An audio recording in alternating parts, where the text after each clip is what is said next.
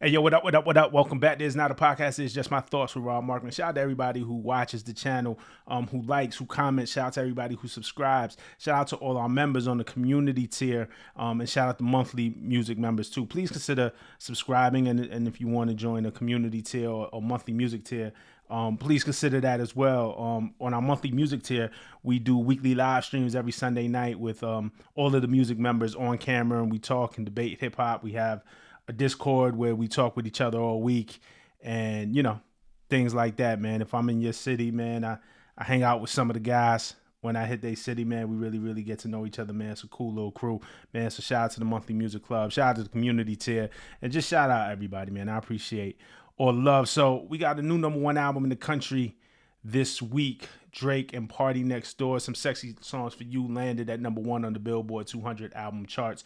Full disclosure, I'm recording this on Sunday night. You're going to see it on Monday morning, but this was announced by Billboard on Sunday.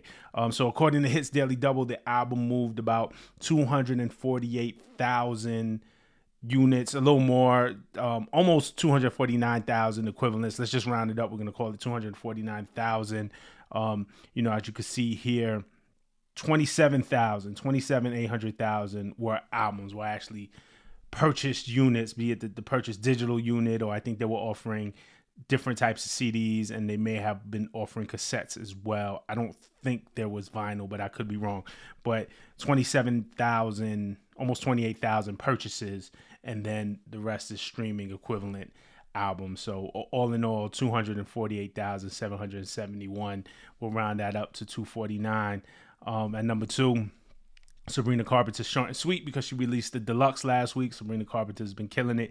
GNX is at number 3, 2 weeks after the Super Bowl. SZA is at number 4, 2 weeks after the Super Bowl, and Bad Bunny has been killing it. So Bad Bunny, that rounds out the top 5 of the Billboard 200s this week. As far as it relates to Drake, that's a win. That's a win. That's a win for a collab album. First of all, let me just say this, and somebody who works in the music industry, and a lot of people will tell you, 250,000 is a win. All right, it's a no matter how you dice it up, 250,000 first week is a win. But it's a win for a collab album with an artist who isn't necessarily on your level. This isn't like when Jay-Z and Kanye did Watch the Throne, or when Drake and Future does What a Time to Be Alive. Drake obviously sells more than Future, but Drake, Future, like it's the same sandbox, right? Like two hip hop legends, titans, heavyweights, or even her loss to 21 Savage. 21 Savage is really established, while Party is an established artist and a writer, and highly successful as a writer. I mean, the credits that guy has under his belt is amazing. He isn't as commercially bankable as an artist, right? Like he's never, as the artist that I just named, in comparison to, is what I'm saying. This is his first number one, I believe. But again, no matter who you are, I mean, 250,000 albums right now, that's a win.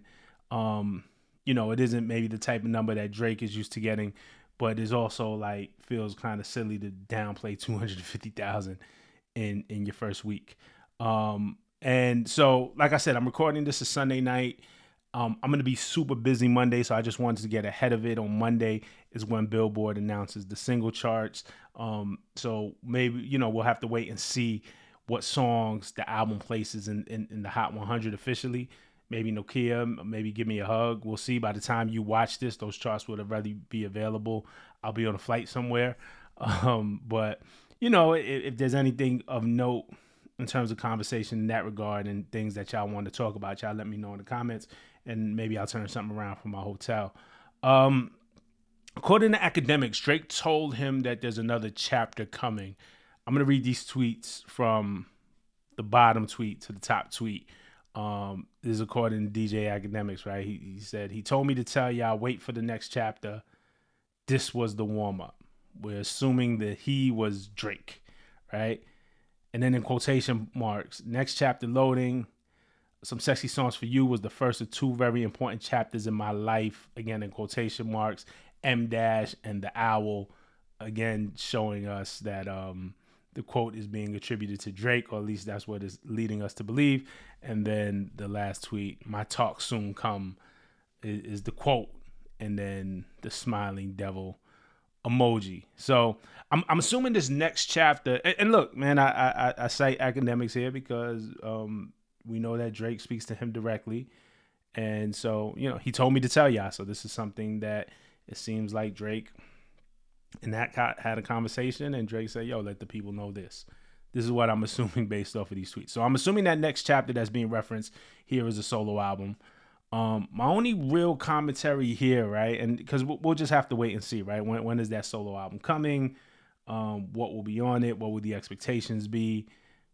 I don't know. My only real commentary, the thing that interested me is, he says it was the first of two very important chapters in my life. So if this Party album was the first of two very important chapters in Drake's life, I want to know more about that. You know what I'm saying? I think the album was kind of received as a side project. I speak for myself. That's how I received it. But then again, any of the collab albums have been received as a side project to me, right? It didn't seem that important to me, except maybe What a Time to Be Alive felt like really important. But that's how I receive it. If that's not how he meant it, that's another thing. But it didn't seem like that important to me. This particular album felt more like a vibe, So if there was more context to this album as a fan and as a fan of music and as somebody who gets on here and discusses music with y'all, if there was more context to this album, I would like to know. It would be cool to have Drake speak on why this album is so important. Again, two very important chapters in my life. So, man, what makes this one so important? Like I said in my video, when I reviewed the album when it first came out, I thought it was good. It wasn't like great to me or mind blowing, but maybe there's more, right? And there were a couple of y'all in the comments who said that the album got better more as you listen to it, and that often happens, and I could relate to that happening to me. But I'm just saying, or not with this particular album, but just in general, I can relate to sometimes the more you listen to an album, the more it grows on you. In the Apple Music app, we had a note that accompanied the album. It was added a bit after the album dropped, but it was cryptic and it didn't reveal much. And it was a note from the artists, plural, so P&D and Drake. Some Sexy Songs for You, 74 Personal Minutes by PartyNextDoor and Drake for the city of Toronto, for Canada, and for the world that has tuned into the sound of ours from time. OVO, OMO, Farina. And then a quote, maybe it was karma that caused a reversal in my luck and family fortunes. But then that quote seems like it's attributed to you, most likely in the near future. Cryptic. I didn't know what it meant. I didn't really go into it. Like, you got to kind of spell things out for me.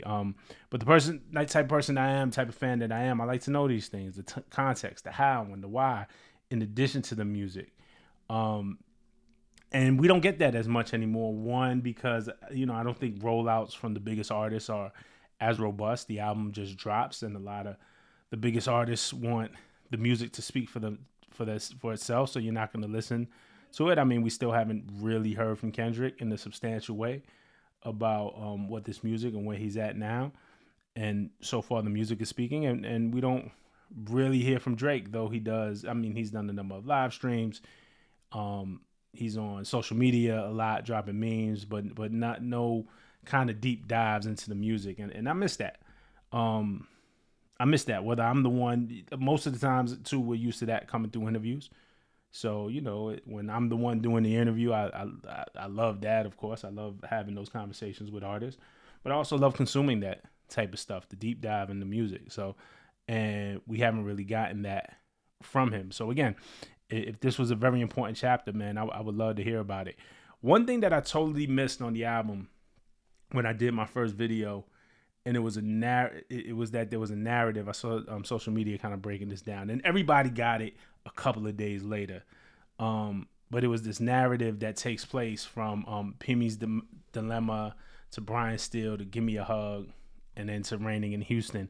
In Pimmy's Dilemma, she's singing to him, please don't go out with your friends, right? Like, literally the lyrics are, please don't go out with your friends. They don't ever keep you in check. They gonna let you do whatever and blame it on the liquor. Whole crew got their phone silenced, wilding. So, this is her singing to her guy. And then on Brian Steele, Drake is outside, right? He has the lyric, the pussy so good it could keep me inside, but fuck that, baby, I gotta pop out with the guys tonight. So that song coming right after the track list, Brian Steele coming right after Pima's Dilemma, is like a response to what her song was. I thought that was cool. And then Give Me the Hug, though it has the Kendrick disses in it, right? And that's what got all the headlines. And I said in the last video, the whole song to me takes place in the strip club. And he's having the conversation in the club while he's outside.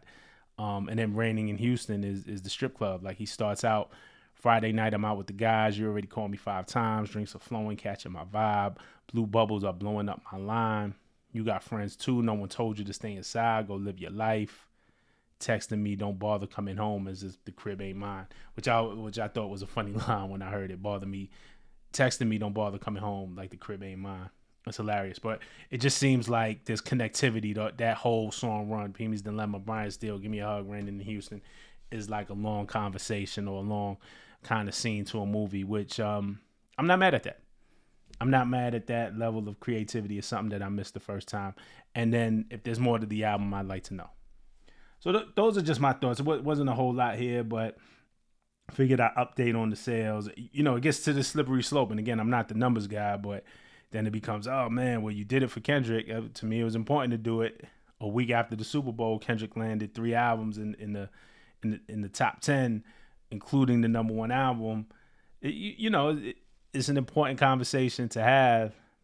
And, I just want to be fair about it. I still don't want to become the numbers guy. I don't know if there's going to be a real habit of me doing these type of videos. But, it's cool. I think anytime hip-hop is at the top of the charts, I think it's cool. I think, we had that year, was it 2023? When, like, there was no hip-hop on the charts and everybody started writing these articles like hip-hop is dead and et cetera, and it's not charting like it used to, which was all bullshit anyway. But so, when the genre gets the wins, you have to applaud that as well. And again, this is a win for Drake. This is a win for Party. And, it'll be dope to see what's coming next. Let me know what y'all think in the comments. Until the next time, peace.